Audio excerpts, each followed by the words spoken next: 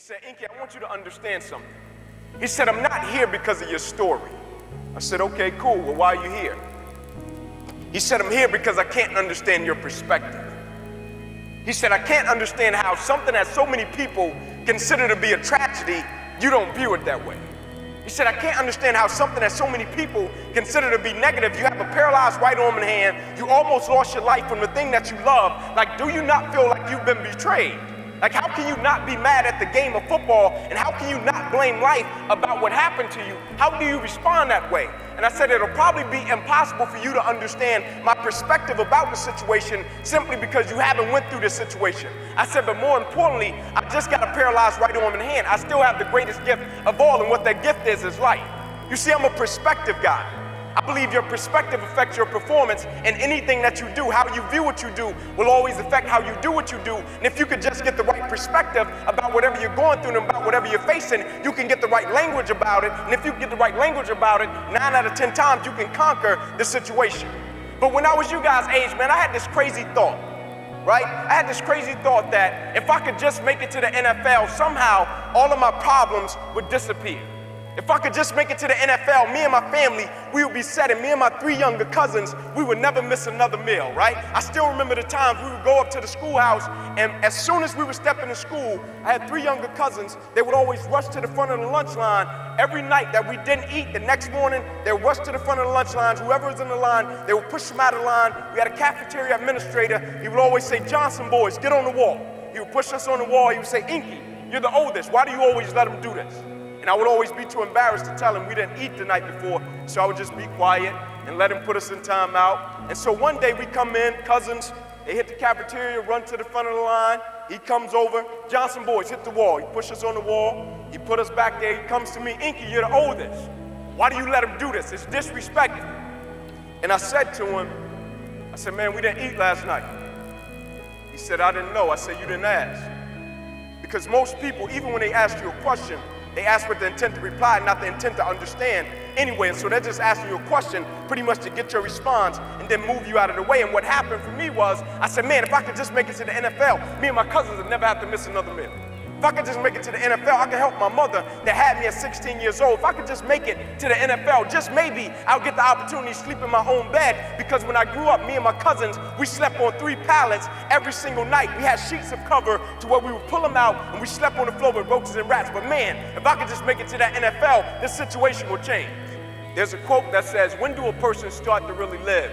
When a person has encountered death, and I had encountered death, but I had survived.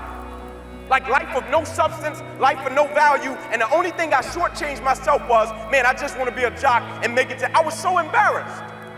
I said, there's one bad chapter to define the whole book. Now what will your identity be after the thing that you wrap your identity up in, now it has disappeared? You know, in life, young people, the problem isn't that people can't handle the blessings.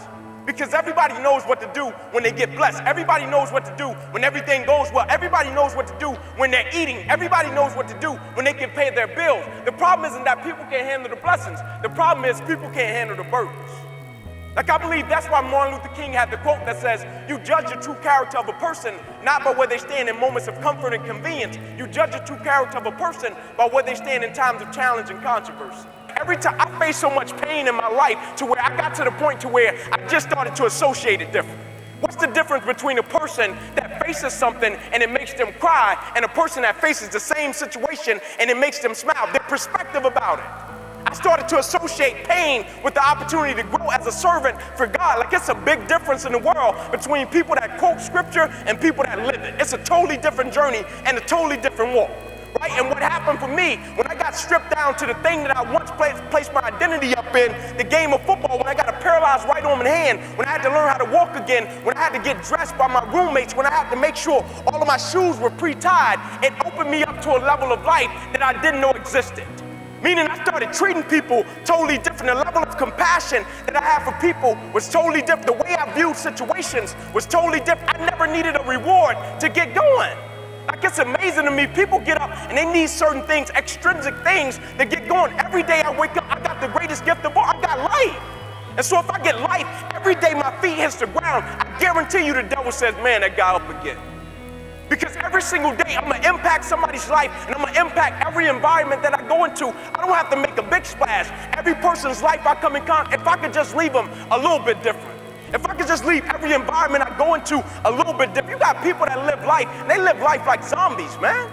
Like I was on the bridge 3 weeks ago, I get a call from a mother. She calls me, I pick up the phone, and she's crying her eyes out, and she says to me, Inky, can you come and get him? I said, come get who? My 15-year-old son. He's cursing me out, he's cursing teachers out, he's cursing authority out, cursing cops out. And she said, more than anything, he thinks he has the right to be disrespectful. I said, put him on the phone. She put him on the phone. I said, hey man, do you mind taking a ride with me? He said, yeah, I'll take a ride with you. I'll take him downtown Atlanta under a bridge. We get out of the car, I tap his leg. I said, hey champ, I said, do you think he planned to be there? Like, do you think that's a plan? There was a grown homeless man sound asleep on a cardboard box. Like, do you think he strategically planned to be up under this bridge on this cardboard box as a grown man? That doesn't happen. Like, people go through several levels in life before they say, man, you know what? I submit, I quit, I give in, life, you got it. People go through several levels before that happened. And so what I'm asking the kid, do you think he planned that? Kid looks at me, no, Ink, what do you think happened? I said, take a shot at it. I said, you don't know him, so you can't speak to the specifics, but what would you say led to this gentleman being up under this bridge, broad daylight, sleeping on a cardboard box, sound asleep? Kid said, I don't know, Ink, what do you think happened? I said, son, I think life happened. He said, life? I said, I guarantee you, he was just like some of y'all. I guarantee you he was like somebody in this arena, and somebody came to him and told him how great he was. I guarantee you somebody came to him and told him about his potential and told him about the brilliance that he possessed. I guarantee you somebody came to him and told him how much of a servant he was. I guarantee you he had something that was important, something that he was attached to every single day, that he said, man, this is the thing I place my value in. Like I ask young people the question all the time. The question isn't even, what do you want to become? The question is, what are you willing to go through in order to get it? Like everybody wants something. And you know it trips me out because when people raise their hand and say what they want, they're saying it like life is not gonna come and test them to see how bad they really want it. And if they don't associate it the right way, and if they don't view it the right way, every piece of opposition and trial that I hit, I had a certain level of scripture to fight it for me. When I hit things that I didn't understand, I still understood Romans 8:28 when it says, all things work to the good of those who love the Lord, who are called according to his will and his purpose. And so even when I didn't understand it, I knew God still had the capability to do something great with my uncertainty. Even when I hit a mess, I knew God still had the capability to turn this mess into a message. So that's how my perspective shifted about it. But more than anything, young people, they say people getting robbed on the south side of Chicago. I say, man, you better check young people. They say people getting robbed in DC. I say, man, you better check families. They say people getting robbed inner city Atlanta. I say, you better check corporate America. Like I asked a young person out there, I said, man, is your happiness really that cheap? Like, is your drive really that cheap? Like, is your dedication really that cheap? Is your staying power really that cheap to where all it takes is for something not to go the way that I want it to go, and I'm not the person that I once was? Is it that cheap?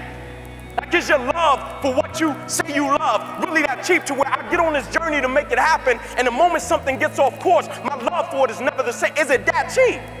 Is the passion that cheap to where all of it takes is for me to hit a certain level of adversity and I get shaken up and now I don't understand it and now I'm turning my back on everything that I once, but is it that cheap?